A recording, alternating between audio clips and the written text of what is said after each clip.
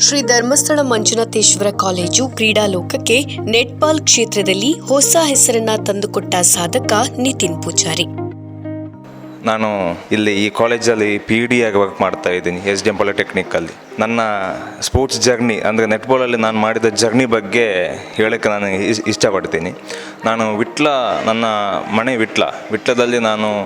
ವಿಟ್ಲದಲ್ಲಿ ಕಲ್ತವನು. PUC ತನಕ ವಿಟ್ಲದಲ್ಲಿ education ಮಾಡಿ ನಾನು ಇದರ ಫೌಂಡೇಶನ್, ಈ ಗೇಮಿನ ಫೌಂಡೇಶನ್ ನನಗೆ ನಾನು ಯಾವತ್ತೂ ಹೇಳಲಿಕ್ಕುಂಟು, ವಿಟ್ಲದ ಮಣ್ಣಲ್ಲಿ ಕಲ್ತವಾಗ ಯಾವತ್ತೂ ಸೋತಿಲ್ಲ ಅಂತ. ಅದು ನನಗೂ ಒಂದು ಅನುಭವ ಆಗಿದೆ. ನಾನು ಅಲ್ಲಿ ಆರ್ಥಿಕ ಸಂದರ್ಭದಲ್ಲಿ ಅಲ್ಲಿಯ ಈಗ ವ್ಯಕ್ತಿಗಳೆಲ್ಲ ಹೇಳ್ತಾ ಇದ್ರು, ಈ ಮಣ್ಣಿಗೊಂದು ಗುಣ ಇದೆ ಅಂತ. ಅದು ನನಗೂ ಅನುಭವ ಆಗಿದೆ. ಅಲ್ಲಿಯ ಫೌಂಡೇಶನ್ನ ನಾನು ಹಿಡ್ಕೊಂಡು SDM ಕಾಲೇಜಿಗೆ ಬಂದೆ. SDM ಕಾಲೇಜಲ್ಲಿ ನಾನು ಸೆಲೆಕ್ಟ್ ಆಗ್ತೀನಿ ಸ್ಪೋರ್ಟ್ಸ್ ಕೋಟಾದಲ್ಲಿ. ಇಲ್ಲಿ ನಾನು ಎಜುಕೇಷನ್ ಮಾಡ್ತೀನಿ. ಇಲ್ಲಿ ಈ ಥರ ನನ್ನ ಸ್ಪೋರ್ಟ್ಸ್ ಜರ್ನಿ ಮುಂದುವರಿತದೆ ನಾನು ಕನಸಲ್ಲಿ ಕೂಡ ಅಂದ್ಕೊಂಡಿರಲಿಲ್ಲ. ಯಾಕಂತ ಹೇಳಿದರೆ ನಾನು ಹಳ್ಳಿಯಿಂದ ಬಂದಂಥ ಒಂದು ವಿದ್ಯಾರ್ಥಿ ಆದ ಕಾರಣ ಇಲ್ಲಿ ನನಗೆ ಇಷ್ಟೊಂದು ದೊಡ್ಡ ಮಟ್ಟದಲ್ಲಿ ನನಗೆ ಸಾಧನೆ ಮಾಡೋಕ್ಕೊಂದು ಅವಕಾಶ ಸಿಗಬಹುದು ಅಂತ ನಾನು ಅಂದ್ಕೊಂಡಿರಲಿಲ್ಲ. ಆದರೆ ಇಲ್ಲಿ ಬಂದೆ. ಪರಮ ಪೂಜ್ಯ ಕಾವಂದರ ಆಶೀರ್ವಾದ, ಮಂಜುನಾಥ ಸ್ವಾಮಿ ಆಶೀರ್ವಾದ ಏನೇನೋ ಇಲ್ಲಿ ನನಗೆ ಸ್ಥಾನ ಸಿಕ್ತು. ಅಂದರೆ ಸ್ಪೋರ್ಟ್ಸ್ ಕೋಟಾದಲ್ಲಿ ನನಗೆ ಇಲ್ಲಿ ಸೀಟ್ ಸಿಕ್ಕಿದಾಗ ನನಗೆ ಕಾಲೇಜಿಗೆ ಹೋದಂಥ ಸಂದರ್ಭದಲ್ಲಿ ನನಗೆ ಹಳ್ಳಿಯಿಂದ ಬಂದ ಹುಡುಗನಾಗಿದ್ದ ಕಾರಣ ನನಗೆ ಅಂಥ ದೊಡ್ಡ ಕಾಲೇಜನ್ನು ನೋಡಿ ಭಯ ಆಯಿತು. ಈ ಕಾಲೇಜಲ್ಲಿ ನಾನು ಓದಲಿಕ್ಕೆ ಉಂಟಾ, ಇಂಥ ಒಂದು ದೊಡ್ಡ ಸಂಸ್ಥೆಯಲ್ಲಿ ನಾನು ಎಜುಕೇಷನ್ ಅಥವಾ ಸ್ಪೋರ್ಟ್ಸಲ್ಲಿ ಹೆಚ್ಚು ಮಾಡಲಿಕ್ಕೆ ಉಂಟಾ ಅಂತ ನೋಡಿದ ಸಂದರ್ಭದಲ್ಲಿ, ಇವಾಗಲೂ ಕಾಲೇಜ್ ಎದುರುಗಡೆ ನಾನು ಅಡ್ಮಿಷನ್ಗೆ ಹೋದ ಸಂದರ್ಭದಲ್ಲಿ ಕಾಲೇಜ್ ಎದುರುಗಡೆ ಒಂದು HUX ಬೋರ್ಡ್ ಅಂತಿದೆ. ಅದನ್ನು ನಾನು ಫಸ್ಟ್ ನೋಡಿದ್ದು. ಅದನ್ನು ನೋಡಿದ ತಕ್ಷಣ ನನಗೆ ಅನ್ನಿಸ್ತು, ಆ ಬೋರ್ಡಲ್ಲಿ ನನ್ನ ನೇಮ್ ಬೀಳಬೇಕು, ನನ್ನ ಹೆಸರು ಕೂಡ ಯಾವತ್ತೂ ಅದು ಶಾಶ್ವತವಾಗಿರಬೇಕು ಅಂತ ಒಂದು ಕನಸನ್ನು ಕಂಡಿದ್ದೆ. ಅದು ಕೂಡ ಈ ಮಂಜುನಾಥ ಸ್ವಾಮಿ ಆಶೀರ್ವಾದ, ಇಲ್ಲಿ ಇರುವಂಥ ಎಲ್ಲ ಗಣ್ಯರ ಆಶೀರ್ವಾದದಿಂದ ಅದು ಕೂಡ ಬಿದ್ದಿದೆ. ಕ್ರೀಡೆಯಲ್ಲಿ ಸಾಧನೆ ಮಾಡಬೇಕು ಎಂದರೆ ನಿರಂತರ ಅಭ್ಯಾಸ.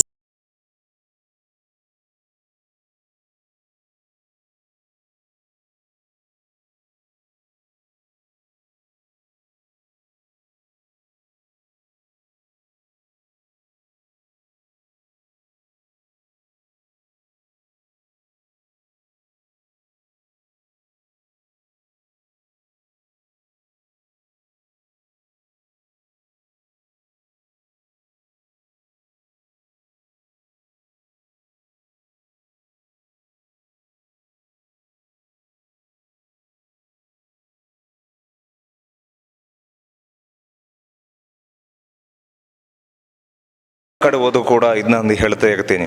ಇಲ್ಲಿ ಬಂದ ನಂತರ ನಾನು ತುಂಬ ಗೇಮ್ ಇಂಪ್ರೂವ್ ಆಯಿತು. ನಾನು ಏಷ್ಯನ್ ಚಾಂಪಿಯನ್ಶಿಪ್ಗೆ ಸೆಲೆಕ್ಟ್ ಆಗಿದ್ದೆ. ನಾನು ಡಿಗ್ರಿಯಲ್ಲಿ ಇರಬೇಕಾದ್ರೆ ನನಗೆ ಇಂಟರ್ನ್ಯಾಷನಲ್ ಆಡಬೇಕು ಅನ್ನೋ ಒಂದು ಆಸೆ ಇತ್ತು. ಆದರೆ ಡಿಗ್ರಿ ಮುಗಿಯುವಾಗ ಅದು ಸಾಧ್ಯ ಆಗಲಿಲ್ಲ.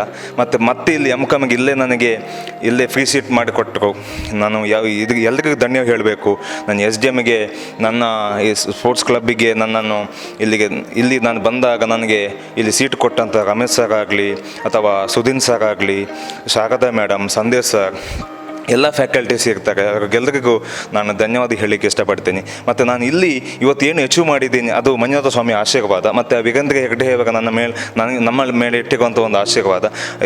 ಇವತ್ತು ನಮ್ಮೊಂದಿಗೆ ಇಲ್ಲ ಯಶೋವರ್ಮ ಸರ್, ಅವರು ಕೂಡ ನಾನು ಇವತ್ತು ಏನು ಇಲ್ಲಿ ಅಚೀವ್ ಮಾಡಿದ್ದೀನಿ ಅವರು ಕೂಡ ಇದಕ್ಕೆ ಕಾರಣಕ್ಕಾಗ್ತವೆ. ಅದೇ ರೀತಿ ಈಗ ಇರುವಂಥ secretary sir Satish Chandra sir ಕೂಡ ತುಂಬ ನಮ್ಮನ್ನು ಬೆನ್ನು ತಟ್ಟಿ ಪ್ರೋತ್ಸಾಹ ಮಾಡಿದ್ದಾರೆ. ಇವಾಗೆಲ್ಲರ ಪ್ರೋತ್ಸಾಹದಿಂದ ನಾನು ಇವತ್ತು ಇಲ್ಲಿ ನಿಂತು ಮಾತಾಡುವ ಒಂದು ಅವಕಾಶ ಸಿಕ್ಕಿದೆ. ನಾನೊಂದು ಭಾರತ ತಂಡವನ್ನು ರೆಪ್ರೆಸೆಂಟ್ ಮಾಡೋಕ್ಕೆ ಒಂದು ಅವಕಾಶ ಸಿಕ್ಕಿ ಅಲ್ಲಿ ನನಗೆ ಪ್ರಥಮ ಸ್ಥಾನ ಪಡೆಯೋಕ್ಕೆ ಒಂದು ಅವಕಾಶ ಸಿಕ್ತು. ಇಲ್ಲಿ ನಾನು ಡಿಗ್ರಿ ಮುಗಿದಾಗ ನನ್ನ ಡ್ರೀಮ್ ನಾನು ಇಂಡಿಯಾ ಆಡಬೇಕಂತ ಅಂದ್ಕೊಂಡಿದ್ದೆ. ಅದು ಆಡೋಕ್ಕೆ ಸಾಧ್ಯ ಆಗಲಿಲ್ಲ. ಆದರೂ ನಾನು ಛಲವನ್ನು ಬಿಟ್ಟಿಲ್ಲ. ಆಡಲೇಬೇಕು ಅಂತ ಹಠ ಹಿಡ್ಕೊಂಡು MCOMಗೆ ಇಲ್ಲೇ ಸೀಟ್ ಸಿಕ್ತು. MCOM ಫೈನಲಲ್ಲಿ ಇರಬೇಕಾದ್ರೆ ನಾನು ಭಾರತ ತಂಡಕ್ಕೆ ನಾನು ಆಡುವಂಥ ಅವಕಾಶ ಆಯಿತು.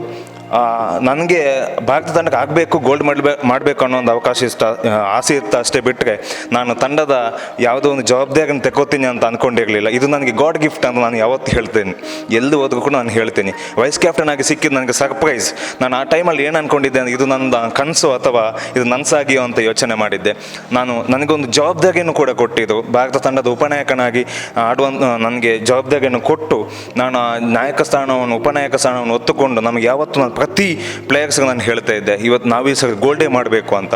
ನಾವು ಅದೇ ರೀತಿ ಫೈನಲ್ಸಲ್ಲಿ ಪಾಕಿಸ್ತಾನದ ಮೇಲೆ 50-51ರಲ್ಲಿ ನಾವು ಗೆದ್ದು ನಾವು ಭಾರತದ ಫ್ಲ್ಯಾಗನ್ನು ನಮ್ಮ ಹೆಗಲ ಮೇಲೆ ಹಾಕೊಂಡಿದ್ದೀವಿ ಅಂತ ಹೇಳಿಕ್ಕೆ ಹೆಮ್ಮೆ ಆಗುತ್ತೆ.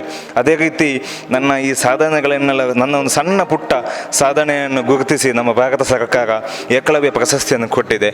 ಈ ಸರ್ಕಾರಕ್ಕೂ ಕೂಡ ಇದಕ್ಕೆ ಧನ್ಯವಾದವನ್ನು ಹೇಳಲಿಕ್ಕೆ ಇಷ್ಟಪಡ್ತೀನಿ. ನಾನೊಂದು ಸಣ್ಣ ಒಂದು ಕಿವಿ ಮಾತು, ಒಳ್ಳೊಳ್ಳೆ ಪ್ಲೇಯರ್ಸ್ಗಳಿದ್ದಾರೆ, ಕೆಲವರು ಬೆಳಕಿಗೆ ಬರ್ತಾ ಇಲ್ಲ, ಇದು ಬೆಳಕಿಗೆ ಬರಬೇಕು. ಒಳ್ಳೊಳ್ಳೆ ಪ್ಲೇಯರ್ಸ್ಗಳು ಅಂದರೆ ಏನಾಗ್ತಿದೆ ಅಂತ ಹೇಳಿದ್ರೆ ಒಳ್ಳೊಳ್ಳೆ ಪ್ಲೇಯರ್ಸ್ಗೆ ಒಂದು ಮೆಟ್ಲು ಸಿಗ್ತಾ ಇಲ್ಲ, ಒಂದು ಸ್ಥಾನ ಸಿಗ್ತಾ ಇಲ್ಲ. ಆ ಸ್ಥಾನ ಇನ್ನೂ ಕೂಡ ನಮ್ಮ ಕರ್ನಾಟಕ ಸರ್ಕಾರ ಅಥವಾ ಭಾರತ ಸರ್ಕಾರ ಮಾಡಬೇಕು. ಮತ್ತೊಂದು ನಾನು ಹೇಳುವುದಿದ್ರೆ, ಒಂದು ಒಳ್ಳೆಯ ಪ್ಲೇಯರು ಇನ್ನೂ ಕೂಡ ಸಾಧನೆ ಮಾಡಬೇಕು ಅಂತಿದ್ರೆ ಅವನಿಗೊಂದು ಜಾಬ್ ಆಪರ್ಚುನಿಟಿ ಬೇಕು. ಖಂಡಿತವಾಗಲೂ ನಮ್ಮ ದಕ್ಷಿಣ ಕನ್ನಡ ಅಥವಾ ನಮ್ಮ ಕರ್ನಾಟಕದ ಪ್ಲೇಯರ್ಸ್ಗಳಿಗೆ ತುಂಬ ನೀಡ್ ಇದೆ, ತುಂಬ ಅಗತ್ಯತೆ ಇದೆ. ಇದನ್ನ ಭಾರತ ಸರ್ಕಾರ ಮತ್ತು ನಮ್ಮ ಕರ್ನಾಟಕ ಸರ್ಕಾರ ಈ ಜಾಬ್ ವ್ಯವಸ್ಥೆಯನ್ನು ಕೂಡ ಎಲ್ಲ ಸ್ಪೋರ್ಟ್ಸ್ ಪರ್ಸನ್ ಅಚೀವರ್ಸ್ಗೆ ಮಾಡಿಕೊಟ್ರೆ ಇದು ನಮ್ಮ ಕರ್ನಾಟಕ, ನಮ್ಮ ದೇಶದಲ್ಲಿ